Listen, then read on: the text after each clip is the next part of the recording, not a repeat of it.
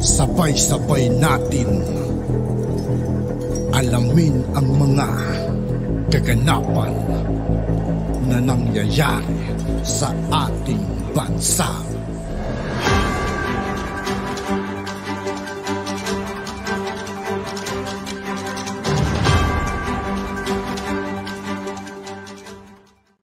Yo, what's up mga kaibigan? This is I2K po again. Ngayon nandito ulit tayo sa channel ni Pinas News Insider. Dito ulit tayo magbibigay ng komento at reaksyon. Kaya samahan nyo ako guys. Let's go! Ito ang nakakagulat.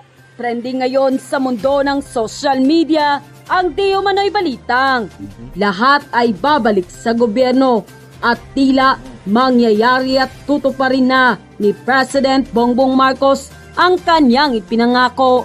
Ito ang mainit na balitang pinutakti ngayon ng samut-saring komento mula sa marami sa ating mga kababayan at marami nga sa kanila ngayon ang hindi napigilan ang kanilang sarili na maglabas ng kani-kanilang hinaing at komento sa mundo ng social media. Pero bago ang lahat, kung bago pa lamang kayo sa channel na ito ay huwag kalimutan. Sa lahat ng hindi pa nakasubscribe mga kaibigan kay Pinas News Insider, mag-subscribe na po tayo at huwag nyo rin pong kalimutan mag-subscribe dito sa aking channel. Mutang i-click ang subscribe at notification bell para mas maging updated pa kayo lalo sa lahat pa ng bagong videos na i-upload namin. At yun na nga mga kababayan, mainit na pinag-uusapan ngayon sa mundo ng social media ang di umano'y balitang lahat ay babalik sa gobyerno. Tila mangyayari at tutuparin na ni President Bongbong Marcos ang kanyang ipinangako during campaign period, kung saan ay maibabalik sa gobyerno o sa pamahalaan ang pagmamayari ng ilang major utilities tulad ng Meralco at Maynilad, kung saan ay tila ibinenta noon ng pamahalaan ni former President Cory Aquino sa ilang mga pribadong negosyante. Ito ang kinumpirma ni President Bongbong Marcos sa katatapos lamang na panayam nito, kung saan ayon pa sa kanya, maging ang NAIA ay mananatili sa pamamalakad ng pamahalaan. Pinabulaanan rin ito ang tsismis na ibibenta ito sa isang bilyonaryong businessman na ngayon ay nasa Pilipinas. Ayon kay Pangulong Bongbong Marcos, babawiin itong lahat ang pagmamayari noon ng pamahalaan na naging pribado sa panahon ng pamamahala ng mga Aquino. Dahil naniniwala ito na ang pagmamayari ng mga ganitong utilities ay nararapat na ibalik sa publiko. Mas magiging mababa pangaraw ang singil sa kuryente ng Meralco at tubig kung mangyayari ang lahat ng ito. At higit pa na mas uunlad ang ating bansa. Samantala, hindi naman mapigilan ng marami sa ating mga kababayan na magbigay ng kanilang hinaing at komento sa mundo ng social media. At ayon pa sa kanila, answered prayer na talaga ang hinaing ng mga mamayan na maibalik na ang ating tubig at electricity. Mabuhay ka, PBBM! Mabuhay ka, PBBM! Sa lahat ng mabuti mong layunin sa panahon ng iyong panunungkulan. God bless you in our land. Sa wakas, tunay na mabuti ang Diyos. Nagwakas na ang pamamayagpag ng mga oligarko. Tapos na ang maliligayang araw nila. Yan ang dapat lang mangyari para mapagaan ang problema ng mamamayang Pilipino. At lalo Dapat lang naman talaga mga kaibigan na bawian ng gobyerno lahat yan. Kahit yung Petron sana mga kaibigan no? Lalo na mabawas-bawasan naman ang bigat na dinadalang hirap ng mga kababayan. President BBM, mabuhay kayo. God bless po. Yan ang pinakamainam na plano mo, dear President. Lahat ng pag-aari ng gobyerno noon, bawiin na lahat. Dahil sobrang mahal ng tubig at kuryente, kawawa naman kaming mga mahihirap. Kaya napakalaking pasasalamat namin sa iyo, dear President. Hindi masayang ang aming pagtitiwala sa iyo na ikaw ang aming iniluklok sa Malacanang. Salamat po ng marami, BBM. God bless you, lalong-lalo na yung buong pamilya. Sa wakas, bababa na ang bill natin sa tubig at kuryente. Konting tiis na lang, ginagawa na ng paraan ng ating mahal na Pangulo. PBBM lang mabuhay. Panginoon, basbasan at proteksyon na natulungan niyo po ang aming Pangulo sa ginagawang pagpapaunlad ng aming bansa. End quote.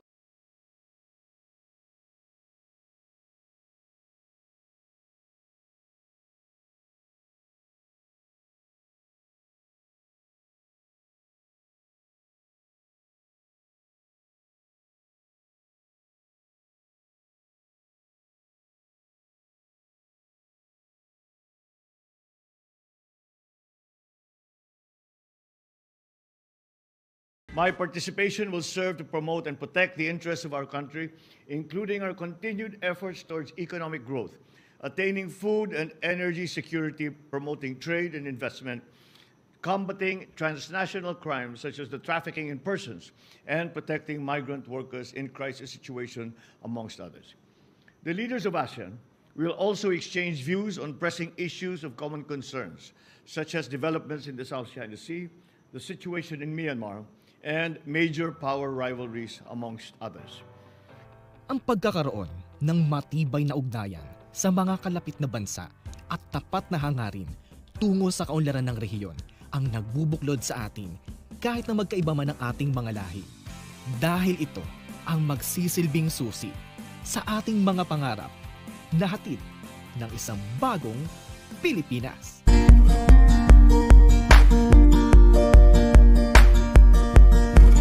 Sa loob ng 2 araw na pakikipagpulong ni Pangulong Marcos Jr., naging abala ito para ilatag ang agenda ng Pilipinas at sa mga usaping pangkapayapaan at kaunlaran. The President has many goals here. Essentially, the Philippine goals, they can be in terms of political, security, economic, and also social. Essentially, when we say ASEAN centrality, the President will also call for strengthening the mga ASEAN-led mechanisms, like the East Asia Summit, the ASEAN Regional Forum, where ASEAN is the chair, and then where all the other countries, or most of the other countries in the region, are represented. And ang discussion will be on issues affecting regional security. And that is where ASEAN can actually play a leading role in at least discussing the issues. So the President will be championing those points. Dala ang temang ASEAN Matters, Epicentrum of Growth, sa pangunguna ni President Joko Widodo ng bansang Indonesia. Bilang chair ng ASEAN Summit sa taong ito, pag-uusapan ng iba't ibang pinuno ng bansang miyembro ng ASEAN ang mga napapanahong pagsubok na kinakaharap ng rehiyon. At the moment, the global economy is not fully recovered. Major power rivalries continue to sharpen. Global dynamics becomes more unpredictable. And thus begs the question, will ASEAN remain to be a spectator? Will ASEAN remain silent? And will ASEAN be capable of being an engine for peace and economic growth? I am confident that ASEAN is capable, as long as we hold a key element, unity. Therefore, onwards, ASEAN must continue to increase efforts to strengthen economic integration, reinforce inclusive cooperation, including through the implementation of the RCEP, and strengthen the regional health architecture, food security, energy resilience, and financial stability. Let us work hard to realize ASEAN Matters, Epicentrum of Growth. Ilan sa mga isinulong ng Pangulong Marcos ang pagtugon sa mga panibagong hamon na patuloy na nakakaapekto sa Pilipinas. I would say the key priorities on the economic are food and energy security, addressing the impact of climate change, promoting trade and investment, and also another new important issue that ASEAN is now addressing is combating transnational crime, especially trafficking in persons. Those online job scams, mga ganyan. That is something now which is affecting many ASEAN countries. So we will be issuing a statement, the leaders, on this, and this will now be an issue in the agenda, yung ASEAN. Trafficking in persons especially online scams, online job scams.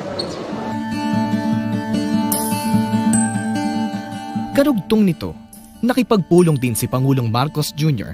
kasama ang mga pinuno ng ASEAN sa iba't ibang sektor upang malaman ang mga hamong kinakaharap ng rehiyon at mapag-aralan ang mga bubuing mekanismo para agarang matugunan ito.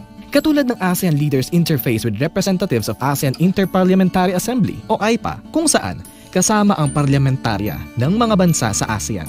Kanilang ilalatag ang polisiya para isulong ang ugnayan sa pagitan ng mga bansa na siyang bubuo ng 2045 ASEAN Agenda. Hinarap din ng mga pinuno ng ASEAN ang mga kabataang kumakatawan sa ASEAN Youth para malaman ang kanilang mga hinaing at suwestyon sa mga isyong napapanahon. For us, sa digital sa inclusivity, we are working on better policies to how do we include the rural communities, because yung problema po is we have all of the policies in place, but there is a huge digital gap, most especially in rural communities, especially in the Philippines. Very maganda yung context sa atin because of our archipelagic state. So in the provinces, there's a lot of communities who are still not connected. So we have crafted policy recommendations on how to better address these problems, like the basic ones, basic broadband connectivity and infrastructures. Personally, as a peace advocate working on the ASEAN digital literacy, I am lobbying for establishing a special committee to eliminate online platforms like doing illegal activities or fraudulent activities. So basically, we are pushing for that, and we're also pushing that digital literacy should be included in the curriculum, education curriculum. Naging makabuluhan din ang naging usapin sa ginawang ASEAN Leaders Interface with Representatives of ASEAN Business Advisory Council o ASEAN BAC, kung saan dinaluhan ito ng mga miyembro ng malalaking negosyante sa rehiyon. ASEAN Business Advisory Council is quite active, particularly under the chairmanship of Arshad Rashid of Indonesia, and he has in fact been traveling from country to country. I met him and he visited the Philippines. Okay, and in his presentation, he again highlighted the issues that the ASEAN BAC would like to address to further help integrate and push the growth of the ASEAN region. At ang ASEAN Leaders Interface with High-Level Task Force on ASEAN Communities Post-2025 Vision, kung saan napag-usapan ang paglatag ng roadmap para isulong ang kaunlaran, kapayapaan at seguridad sa rehiyon sa kabila ng hamon na idinulot ng pandemya at ang pagtugon sa krisis sa Myanmar. Sa hiwalay na pagpupulong para sa 15th PIMP Iaga Summit, binigyang pagpapahalaga ni Pangulong Marcos ang pagpapalakas ng ugnayan ng mga bansa para maisulong ang pang-ekonomiyang kaunlaran sa mga lugar na natutukoy sa BIMP Iaga. BIMP Iaga is really driven by projects, no? Infrastructure projects within that corridor, no, sub-region, connecting the regions of the whole of, for the Philippines is Mindanao and Palawan, and for Indonesia, I think the Sulawesi, Manado part, and of course the whole of Brunei and Malaysia. So ito yung mga undeveloped areas na I think because of geographical proximity, we can, through BIMP Iaga, you can develop connectivity and also develop the trade, no? Trade in this area. Kasi history kasi, mostly, yung development starts from the capital, yung bang from the center. So this one, ang purpose ng BIMP Iaga is to initiate development in these parang areas that really needs development. In addition, there's a great potential, no, for our halal products because this BIMP Iaga region are really predominantly Muslim. So there is a large potential for Philippines to be a leader in halal.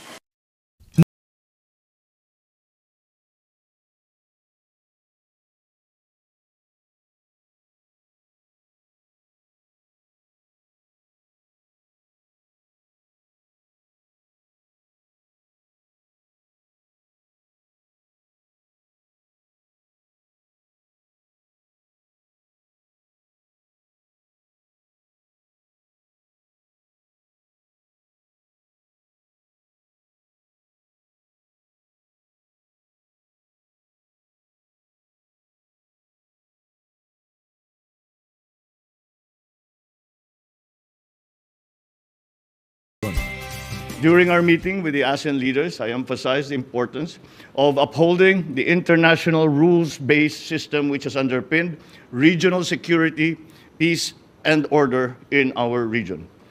On the South China Sea, I reaffirmed the Philippine commitment to the peaceful resolution of disputes and advocated for a rules-based maritime order anchored on 1982 UNCLOS. I believe that the summit was a success in that it charted the new directions that were initiated by the chairman, President Widodo, and with the concurrence of all the member states. And many new ideas were ventilated, and many of those were adopted. And we'll see, hopefully see some progress on the political front and certainly on the economic front. Walang imposible sa rehiyong nagkakaisa para harapin at pagtagumpayan ng anumang hamon ng panahon. Magkakaiba man ang ating pinanggalingan, tayo ay pinagbubuklod ng hangaring tungo sa pangkalahatang kaunlaran at kapayapaan. Sa mabisang pagtitimon ng ating pamahalaan at ang pinagtitibay na pakikipag-ugnayan sa ibang bansa, maaaninag ang liwanag na dala ng isang bagong Pilipinas. At yun na nga mga po mga kaibigan, dito po nagtatapos ang ating reaction video. Muli ako po si I2K ng Sundalo ng Dunggalo at 811. Maraming salamat sa patuloy na pagsuporta. Yeah, peace out.